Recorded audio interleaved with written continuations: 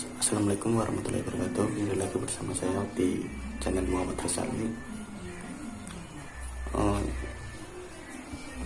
Di sini saya akan membahas layanan bimbingan konseling, terutama untuk individu. Apa sih yang dimaksud dengan bimbingan konseling pribadi sosial? Seperti yang Anda ketahui, bimbingan adalah bantuan yang diberikan kepada seseorang atau individu atau sekelompok orang agar mereka itu dapat berkembang menjadi pribadi-pribadi yang mandiri, berkembang sesuai dengan kemampuan yang dimilikinya secara bertahap dalam proses yang matang. Dan seorang konselor harus membantu kliennya agar masalah tersebut bisa terselesaikan. Bimbingan pribadi sosial merupakan salah satu bidang layanan bimbingan yang ada di sekolah.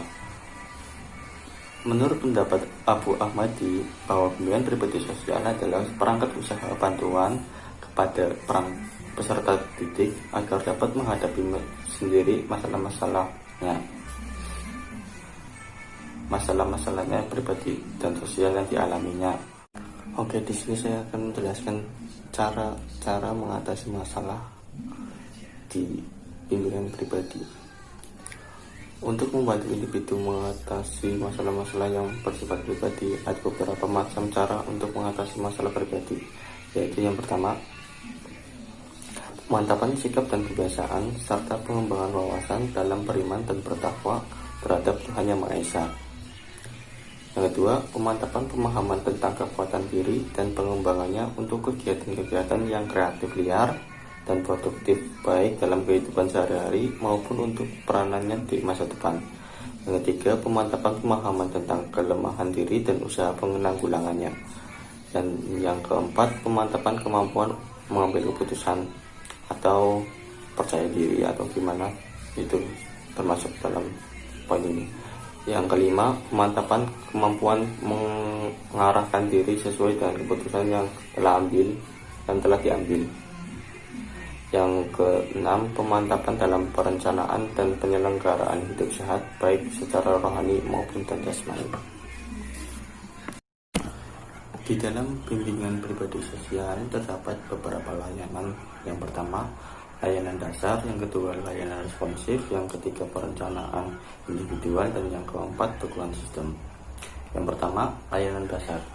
Di dalam layanan dasar ini terdapat bimbingan klasikal, yaitu program yang dirancang menuntut konselor untuk melakukan kontak langsung dengan siswa di kelas secara terjadwal.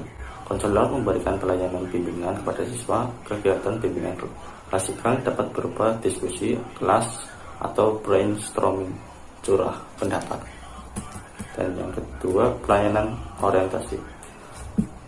Layanan orientasi ini merupakan kegiatan yang memungkinkan siswa dapat memahami dan menyesuaikan diri dengan lingkungan baru, terutama dengan lingkungan sekolah.